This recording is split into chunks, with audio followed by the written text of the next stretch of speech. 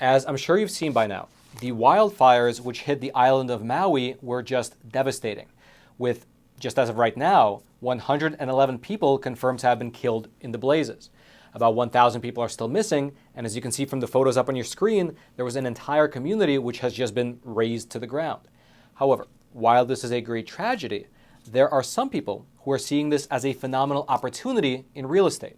Specifically, one of the hardest hit areas by the fire was a centuries-old town called Lahaina, which has a population of about 13,000 people. The fire there destroyed nearly every single building. And the people who have had their homes burned to the ground over in Lahaina have reported getting phone calls from alleged investors and alleged realtors who are looking to scoop up these properties. For instance, one Hawaii resident posted a video online, which eventually went viral, wherein she slammed these individuals who are trying to make a tidy profit amidst tragedy. Now, I can't play that video because of copyright reasons, but I will read to you what she said in the video. Quote, "I am so frustrated with investors and realtors calling the families who lost their homes, offering to buy their land. How dare you do that to our community right now? If you are a victim and they are calling you, please get their business name so we can put them on blast." Further along in that video, that woman mentioned that she has been hearing from multiple different families that she personally knows that they are receiving such phone calls from alleged investors and alleged realtors, offering these lowball amounts of cash for the land. And she wasn't alone. Here was a news segment from another Maui resident who said something very similar. Realtors, people in the real estate industry, are calling your family and your friends who have lost everything to buy their plots of land? It is disgusting. We have real estate investors and speculators going around calling our victims, offering to give them cash and buy their property. It is disgusting. It's a land grab. And I know that our Lahaina community, we are resilient and we will do whatever it takes to protect Lahaina. And that's one of the big concerns as they search for the missing and the dead is that Lahaina doesn't lose its spirit, right? That people from the outside don't come and rebuild and turn it into a tourist mecca. We've already been displaced enough, and we plan to have a seat at the table in rebuilding Lahaina and ensuring that the rich cultural history of Lahaina is protected and that the multi-generational families get to come back home. And the land in question here, just for your reference, is incredibly valuable. In the beginning part of the year 2020, the average home value in Lahaina was worth about $600,000. This year, in 2023, before this fire, that same average home price was worth about $1 million. And so there appears to be somewhat of a race for people who have cash on hand, like investors and realtors, to come in and acquire this land. Now, on the one hand, you might look at this as somewhat of a macabre benefit. People who have just lost everything are getting an opportunity to sell their land and get hundreds of thousands of dollars at a time when they probably really need the cash. On the other hand, though, this is pretty much the textbook definition of a predatory transaction, preying on people who have literally lost everything.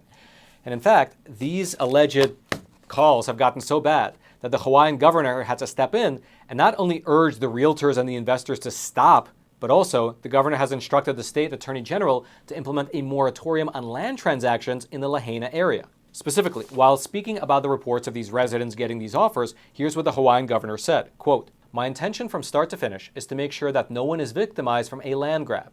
People are right now traumatized. Please do not approach them with an offer to buy their land. Do not approach their families saying they'll be much better off if they make a deal, because we're not going to allow it." However, a moratorium on land transactions is a bit of a mixed bag, because while on the one hand, it might prevent these predatory investors and predatory realtors from coming in with these lowball offers and then transforming this historical district into a tourist attraction, on the other hand, it might prevent the residents in this area from being able to cash out on some of the equity in their land in order to rebuild their lives.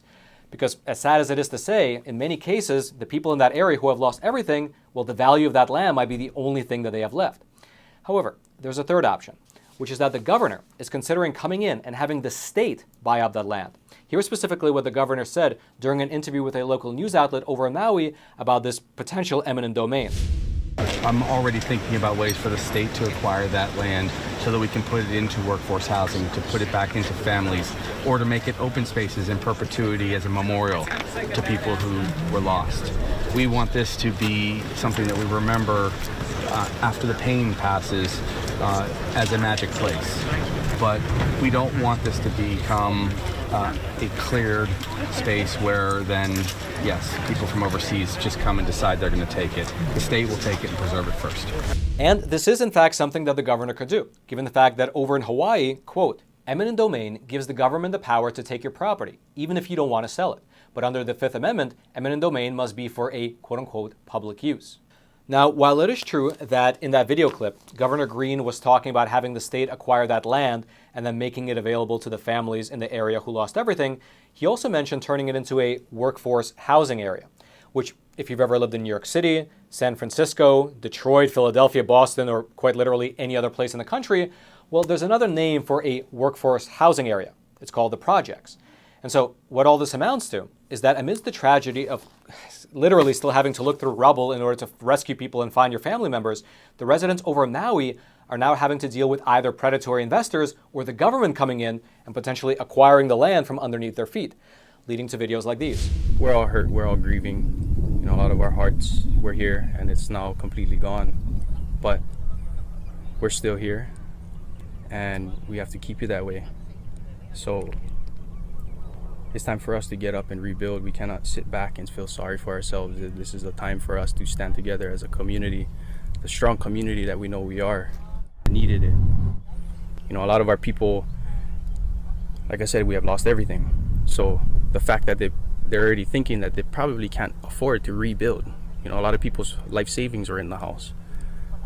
And I want to assure, and I want to make sure that every single one of our community members know that we will make it happen.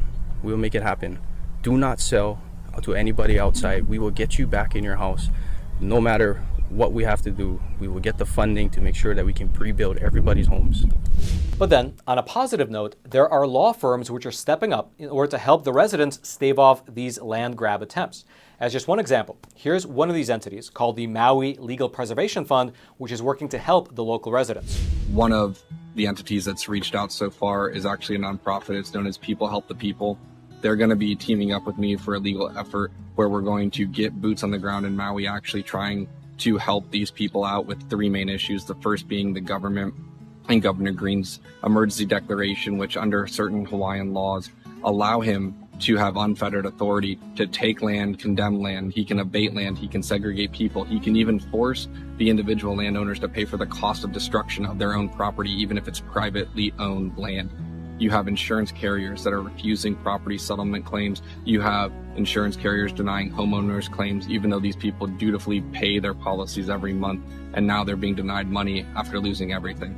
And the third angle is the fact that you have private investors making lowball offers to acquire this land, knowing that it's never going to come back to these families moving forward. Some of these families are still looking for their loved ones, and meanwhile they're getting faced with people that are just preying on their homes and trying to take their land. So moving forward, what we're going to do, we're going to get this legal effort built out, give the access to the rights and knowledge and information that they need. Check out our website. It's MauiLegalPreservationFund.org. That's MauiLegalPreservationFund.org, and we're going to get them the help that they need.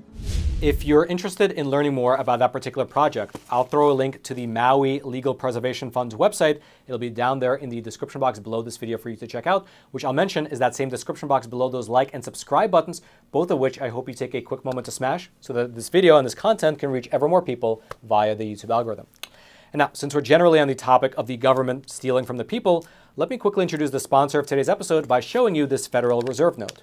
Or rather, I should say that this is fake money being printed into oblivion by those geniuses over in Washington, D.C. And so before they completely obliterate your life savings, what I recommend you do is to convert that fake money into real money, which is physical gold and silver. And the best company to use is the sponsor of today's episode, American Hartford Gold, who also happens to be my own personal gold and silver bullion dealer. They have thousands of other 5-star ratings across the country. They have an A+ rating with a Better Business Bureau. They ship quickly, directly to your doorstep. Their product listings are awesome. They're stacked with great options of gold and silver bullion and coins, and they have amazing customer service. When you pick up the phone and call them, you feel good knowing you support a company that supports the truth getting out into the wider American audience. And so calling them up is a no-brainer. But best of all, if you tell them that Roman sent you, they will throw in up to $5,000 worth of free silver with your first purchase. It's 866-242-2352, or you can simply text the word Roman, R-O-M-A-N, Roman, to 65532. Of course, all their details will be down in the description box below. And now, let's head on back to the studio.